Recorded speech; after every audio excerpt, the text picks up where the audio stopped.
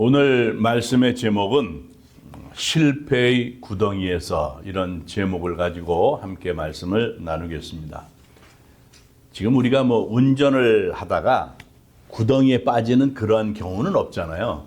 근데 옛날에 한국에서도 보게 되면 그 진흙구덩이 그런 데가 있었고, 또 선교지를 이렇게 가다가 보면 비가 많이 와가지고 길이 막 진흙투성이가 되는 그런 데를 지나가게 되는 그런 경우들이 있잖아요. 그런데 그런 진흙구덩이에서 운전을 하다 보면 바퀴가 빠지는 경우가 있잖아요. 그러면은 이게 굉장히 난감해요. 꼼짝을 할 수가 없어요. 계속해서 가속 페달을 막 밟으면 밟을수록 바퀴가 헛돌면서 더 깊이 빠져 들어가거든요. 굉장히 답답하죠. 자, 우리가 살면서 이렇게 진흙구덩이에 빠지는 것 같은 그러한 경험, 그럴 때가 있다는 거죠. 사랑하는 사람을 잃었다든가, 소중한 사람을 잃었어요. 또 취업을 하는데 젊은 사람들이 실패를 했거나, 또 사업을 잘하다가 그만 사업을 접어야 되는 그런 경우도 있었고요. 또 직장생활 잘하다가 예고 없이 파이어 당하는 그런 경우가 생기잖아요. 생각하지도 못했던 큰 병에 걸리는 그런 경우도 있단 말이에요. 그렇게 우리가 인생길을 가다 보면 수많은 진흙구덩이와 같은 그런 때를 만나게 되죠. 자, 오늘 본문의 이스라엘 백성들도 광야를 이동하는 중에 진흙구덩이와 같은 그러한 상태에 빠졌던 거예요. 지금 이 이스라엘 백성들이 모세의 뒤를 이어서 새로운 지도자 여호수아와 함께 가나안 땅에 들어가게 되는데, 정말 하나님의 놀라우신 인도하심, 역사하심을 체험을 했다고요. 무사히 요단강도 건넜고 여리고성도 무너뜨렸어요. 이제 아이성만 점령하게 되면 눈앞에 펼쳐져 있는 가나안 땅을 차지하는 것처럼 그렇게 보였다고요. 그리고 이 아이성이라고 하는 것이 작은 성이긴 하지만 전략적으로 아주 중요한 위치에 있어요. 여리고성보다도 오히려 높은 곳에 위치해 있고, 그래서 아이성을 정복하게 되면 중앙 고지대를 따라서 남쪽에서 북쪽으로 이르는 능선을 쉽게 지배할 수 있었다는 거예요. 그래서 이스라엘 백성들은 이 아이성만 정복하면 된다라고 하는 그러한 생각을 했을 거라고요. 여호수아 8장에 보니까 아이성의 주민이 12,000명이라고 되어 있어요. 그래서 아이성을 정탐꾼들이 정탐을 하고 왔어요. 여호수아가 정탐꾼을 보내서 정탐을 하고 와서 하는 얘기가 뭔가 하면, 그들은 소수입니다. 모든 백성을 다 그리로 보내서 수고롭게 하지 마십시오. 정탐을 하고 와서 스파이가 그렇게 얘기를 하는 거예요. 그래서 여호수아가 이들이 얘기했던 것처럼 많은 사람들 보낼 필요 없고 한 2-3천 명만 보내면 될 것 같습니다. 이 얘기를 듣고 군사를 3천 명을 뽑아서 아이성을 공격하게 한 거예요. 그런데 아이성을 공격하러 올라간 군사들이 처참하게 패배를 하고 맙니다. 아주 치명적인 타격을 입은 거예요. 그래서 여호수아를 비롯해서 모든 이스라엘 백성이 커다란 두려움과 슬픔에 잠기게 된 거라고요. 그래서 이들이 마음이 어떻게 됐는가 하면 물같이 녹았다는 거예요. 마음이 녹아서 물같이 됐다라고 하는 그런 표현을 해요. 아주 치명적인 타격을 입었다는 거죠. 자, 여호수아가 이끄는 이스라엘 백성들, 여호수아는 불가능한 일을 해냈던 사람이었다고요. 아무도 기대하지 않았어요. 상상할 수도 없었던 정말 전무후무한 승리를 이뤄냈다고요. 여리고를 무너뜨리고 점령을 했잖아요. 그런데 지금 여리고성을 무너뜨리고 승리했던 그 승리의 환호성 대신에 울고 있는 거예요. 절망 앞에 있는 거죠.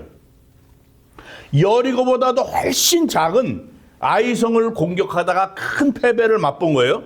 그리고는 다시 일어서지 못할 정도로 백성들의 사기가 다 꺾이고 좌절을 한 거예요.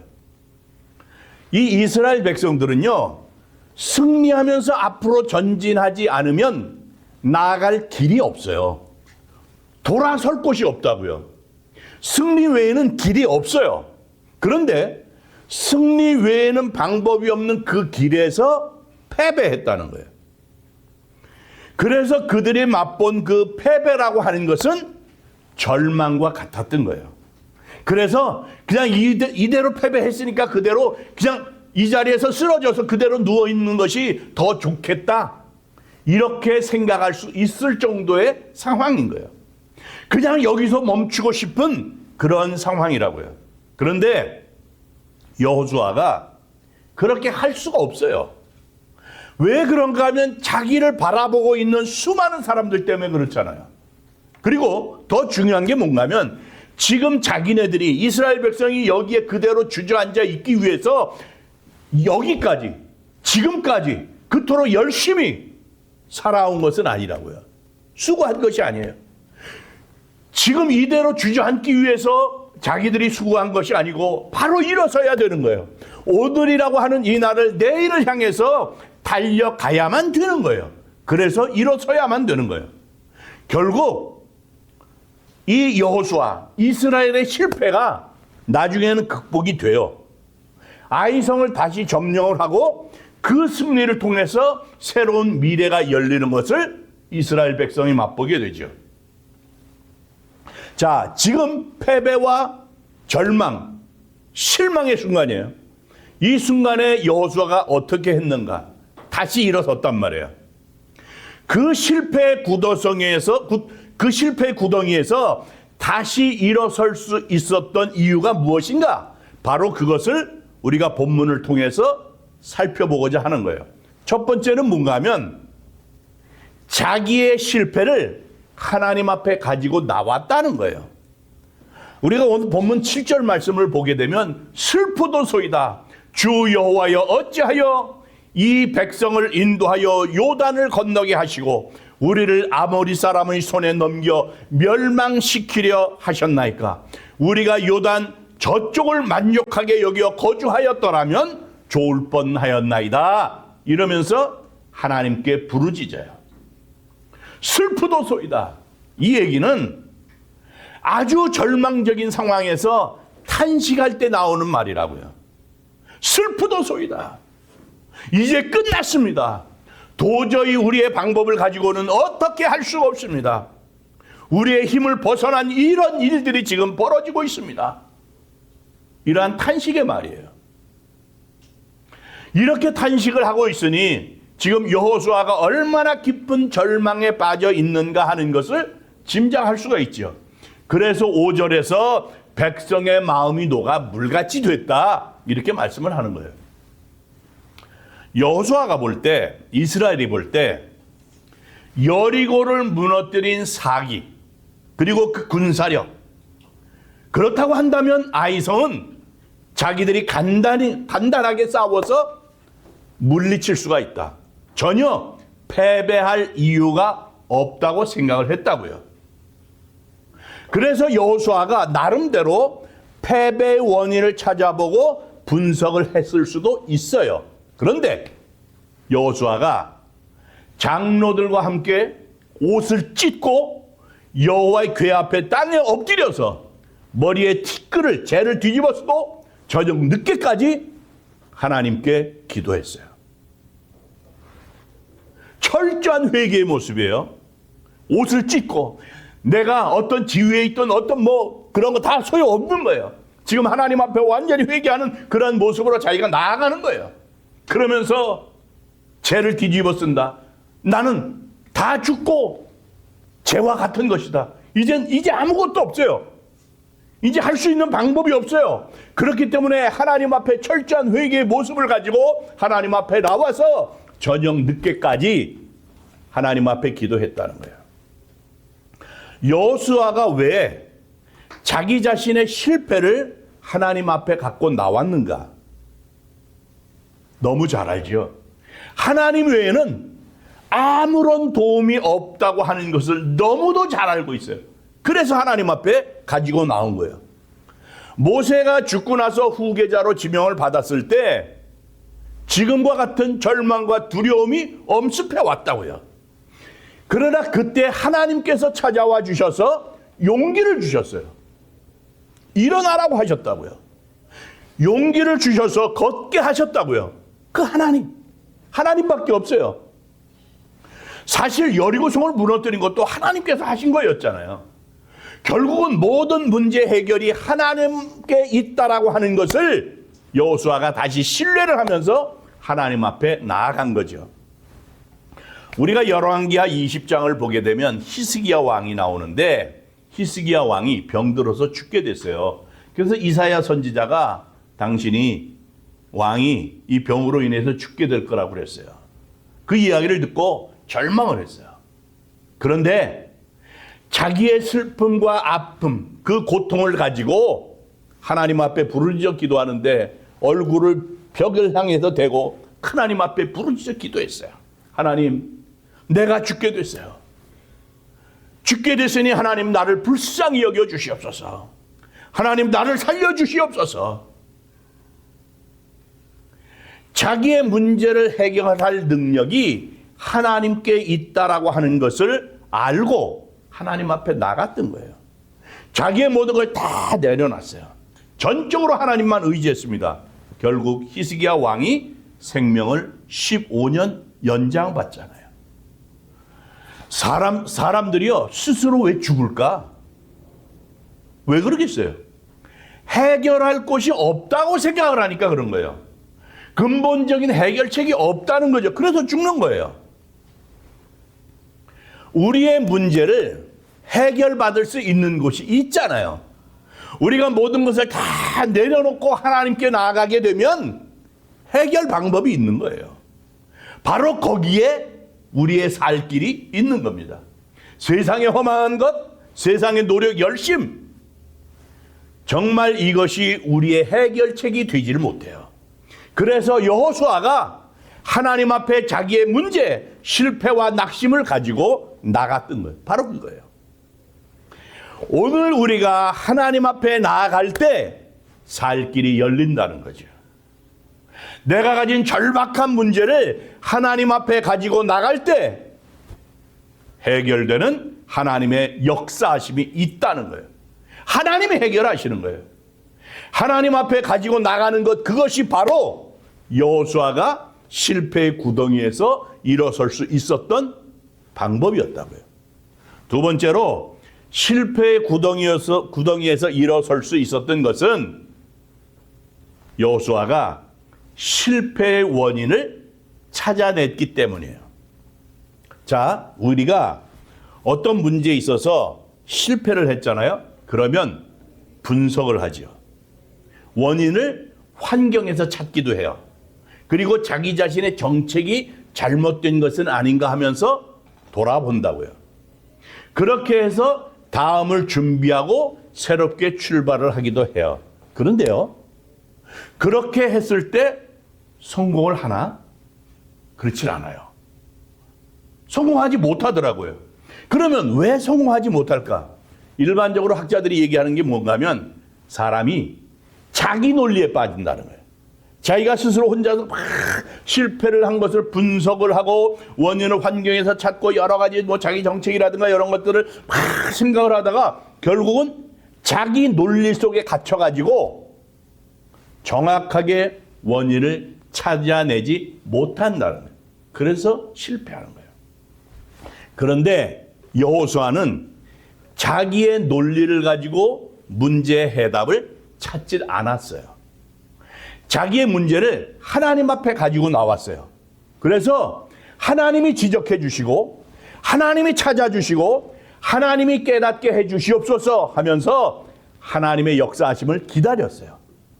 여호수아가 기다리면서 하나님 앞에 간구한 거예요. 엎드려서 실패의 원인을 찾게 해달라고 하나님 앞에 기도했을 때 하나님께서 그 원인을 말씀을 하셨어요. 11절 말씀을 보면 어떻게 말씀하는가 하면 이스라엘이 범죄하여 내가 그들에게 명령한 나의 언약을 어겼으므로 또한 그들이 온전히 바친 물건을 가져가고 도둑질하며 속이고 그것을 그들의 물건 가운데 두었느니라. 하나님이 그렇게 말씀을 해요. 그런데요, 하나님께서 이 지적하신 것을 보게 되면, 이 지적을 보게 되면 사실 1절에 보게 되면 아간이라고 하는 이름이 나와요. 아간이라고 하는 이름이 기록이 되고 있어요. 이것은요, 사실은 결론적인 설명이에요. 그런데 11절을 보니까 하나님께서 아간이라고 하는 말씀을 하지 않으셨어요. 아간 한 사람이 죄를 지었는데 하나님께서 어떻게 말씀을 하는가 하면 이스라엘이 죄를 범했다고 말씀하는 거예요. 이스라엘이 범죄하여 이렇게 말씀을 해요. 그러니까 아간이 하나님 앞에 범죄했는데 그 아간이 범죄한 것을 아간 하나에게 물은 것이 한 사람에게 물은 것이 아니라 이스라엘 전체 공동체의 책임을 물으신 거예요. 하나님께서 공동체 이스라엘 백성들 그 공동체의 책임을 묻는 것은 결국은 여호수아 너에게도 책임이 있다는 것을 말씀하신 거예요. 그리고 주님께서 또 어떻게 말씀을 하시는가 하면 나의 언약을 어겼다 이렇게 말씀을 하셨어요. 자, 표면적으로 볼 때 아간이 도둑질을 했어요. 하나님의 것을 훔쳤어요. 여리고성을 정복을 하고 승리하고 여리고성에 있는 모든 전리품은 하나님의 것이에요. 그래서 어느 누구도 전리품을 취할 수가 없었어요. 그런데 아간이 딱 보고는 욕심을 갖고 숨겼어요. 훔쳐서 숨겼단 말이에요. 아간이 도둑질을 했는데 이것은 하나의 나타난 현상일 뿐이고 그 현상 뒤에 뭐가 있는가 하면 영적인 문제가 있다라고 하는 것을 하나님이 말씀하시는 거예요. 이 얘기는 뭔가 하면 하나님과의 관계가 하나님과의 관계에 문제가 있다라고 하는 사실을 하나님께서 깨우쳐 주시는 거예요. 여호수아가 실패한 원인을 보자고요. 정탐꾼을 보냈어요. 정탐꾼들이 돌아와서 보고를 하는데 그들은 소수예요. 다 올라가서 수고롭게 할 필요 없이요. 2-3천 명만 올라가면 됩니다. 그래서 그들의 이야기를 듣고 한 3천 명 정도만 되면 충분히 승산이 있겠구나. 이런 생각을 했던 거예요. 큰 성이었던 여리고성을 무너뜨렸던 자기들의 군사력과 자기들의 사기 이것이라고 한다면 아이성은 아무것도 아니라고 하는 확신을 갖게 된 거예요.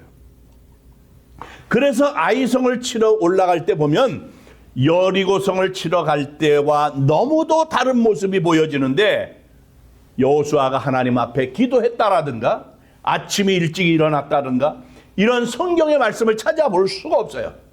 그냥 자기들의 힘, 자신들의 힘으로 승리할 수 있겠다라고 하는 자신감에 가득 차 있었던 거예요. 사람들은 자기 스스로가 해결할 수 없는 인생의 문제에 도달하게 되잖아요. 그러면 하나님 앞에 간절히 기도하죠. 하나님, 제 힘으로 할 수가 없어요. 하나님, 저를 도와주세요. 구원해 주세요. 하나님이 해결해 주세요. 그런데 매달려요. 그런데 해결이 되고 나잖아요. 시간이 지나요. 그러면 내가 했다라고 하는 그러한 생각을 자기 자신도 모르게 합니다. 내가 했다는 거예요. 하나님이 해주신 건데 시간이 지나고선 내가 했다는 거예요. 내가. 하나님이 세워주셨는데 내가 잘나서 내가 섰다는 거예요. 여호수아가 바로 그랬던 거예요. 이스라엘 백성이 그랬던 거예요. 아이성을 보면서 여리고성을 우리가 무너뜨렸는데 우리의 군사력이면 아이성은 아무것도 아니야. 그렇게 어제의 승리가 오늘의 승리로 이어질 것이라고 하는 그런 생각을 한 거예요. 그래서 하나님 앞에 기도하지 않고 그냥 기본만 가지고 나간 거예요. 바로 여기서 여호수아가 실패한 거예요. 이스라엘 백성이 실패한 거라고요. 어제 큰 은혜의 축복이 있었어요. 놀라우신 하나님의 은혜를 체험했어요. 너무 감사하죠. 그래서 그것으로 인해서 오늘 교만해져요. 자만심에 빠져가지고 하나님을 바라보지 못한다고 한다면 분명히 잘못됐죠. 그것은 내 삶에 있어서 최선을 다한 것이 아니라고요. 그래서 어떻게 보면 어제의 승리와 번영이, 어제의 은혜가 자칫 잘못하면 오히려 오늘의 독이 될 수도 있다라고 하는 사실을 우리는 기억할 수 있어야 된다는 거예요.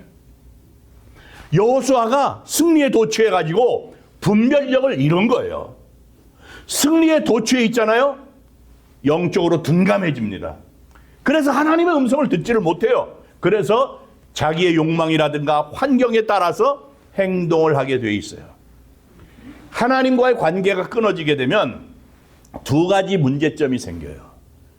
그 두 가지 문제점이 뭔가 하면 두려움이라고 하는 것 하나, 그리고 자만심이라고 하는 것 하나예요. 자기보다 앞에 있는 적을 크게 보잖아요. 그러면 걱정하면서 두려워하는 마음이 생기죠. 그게 두려움이에요. 그런데 자기 앞에 있는 적을 쉽게 보는 거예요. 아주 작게 보는 거예요. 그러면 그게 뭐예요? 자만심이라고요. 그러니까 이스라엘 백성들은 이 두려움과 자만심의 연속이었어요. 자기들보다 큰 백성을 만나면 두려움에 벌벌 떨고 스스로 자기들은 메뚜기에 불과하다고 그랬거든요. 자기보다 약한 백성을 보면 이렇게 자만심에 빠져버렸어요.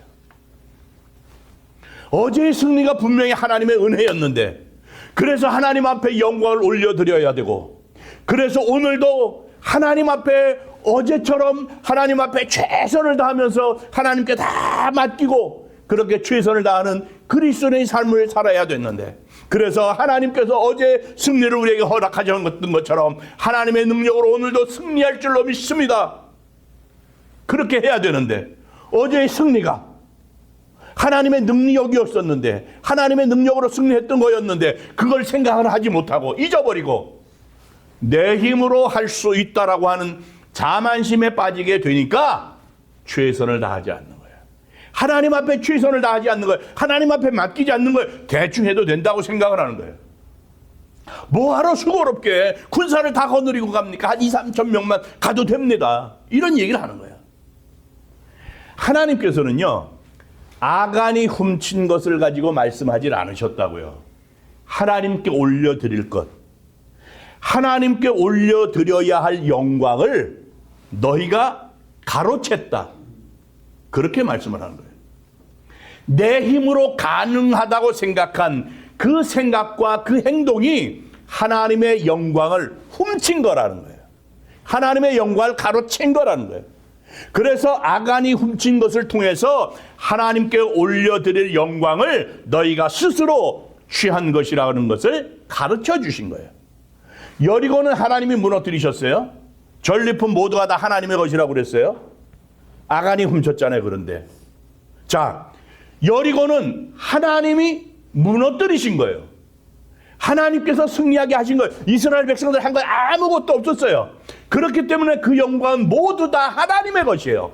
그 영광은 하나님이 받아야 되는 거예요. 그런데 이스라엘 백성들이 우리가 했다는 거예요. 여리고성 내가 무너뜨렸다는 거예요. 하나님께 영광을 올려드리고 하나님이 하신 것입니다. 하나님이 영광 받으시옵소서 이래야 되는데 그 영광을 내가 받은 거예요. 내가 가로챈 거예요.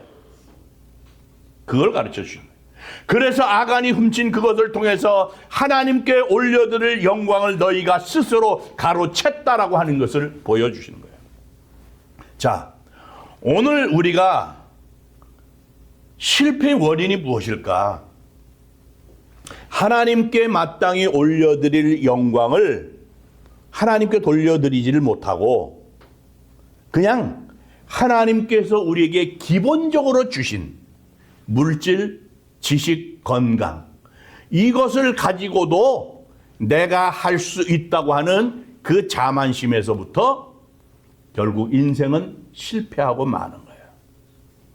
하나님께서 주신 거잖아요. 하나님께서 주신 은혜예요. 하나님께서 나에게 주신 지혜고요. 하나님이 나에게 주신 지식이고요. 하나님이 나에게 주신 건강이에요. 하나님이 나에게 주신 물질이에요. 그런데 이것을 가지고 내가 해서 내가 일궜다는 거예요. 내가 만들어냈다는 거예요. 내가 이것을 가지고 내가 할 수 있다고 생각하는 거예요. 그 자만심. 그것이 문제라는 거예요. 그렇기 때문에 하나님 앞에 최선을 다해서 하나님 앞에 나아가지 못하는 거예요. 하나님 앞에 정성을 다하고 하나님 앞에 정말 마음을 다하고 뜻을 다하는 그러한 삶의 모습이 우리에게서 사라지고 마는 거예요. 하나님께 온전히 맡기지를 못해요. 하나님의 뜻이 아니라 내 생각, 내 뜻, 내 마음 이렇게 하다 보니까 결국은 그것이 실패의 원인이 되는 거라고요. 분명히 말씀하죠. 우리의 싸움은 혈과 육에 속한 것이 아니라는 거예요. 무서운 영적인 전쟁이거든요. 그래서 베드로가 베드로전서 5장 8절에서 뭐라 그러는가 하면 사탄이요. 우는 사자처럼 우는 사자와 같이 우리를 넘어뜨리려고 우는 사자처럼 사탄이 두루 찾아다니면서 삼키려고 두루 찾아다닌다고 그랬다고요. 큰 경고예요. 무서운 경고예요.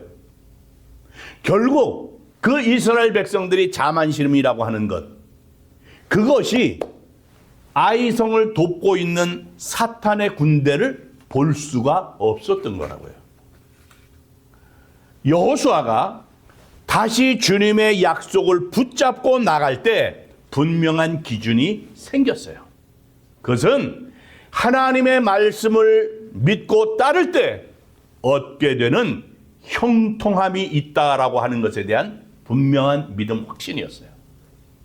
하나님의 말씀만 믿고 의지하면 된다.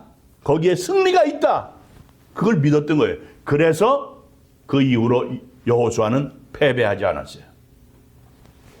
여러분, 이전에 하나님께서 모든 것을 인도해 주시고 승리하게 해 주셨는데 그것을 나 자신 스스로의 노력으로 이루어진 것처럼 생각하고 행동해서 실패했다고 한다면 이제 다시 하나님의 약속의 말씀을 의지해야 되고 그래서 정말 작은 일도 한 걸음 한 걸음씩 주님을 인정하며 하나님의 말씀을 따라 나아가야 되는 겁니다.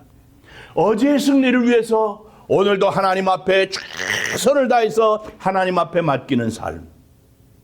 오늘 내가 쉽게 여겨지고 쉽게 할 수 있다고 생각되어지는 그 일도 하나님 앞에 다 맡기면서 하나님이 해 주시옵소서. 그래서 내가 지금 하나님 앞에 있는 것과 같은 그러한 중심을 가지고 나아가야 되겠습니다.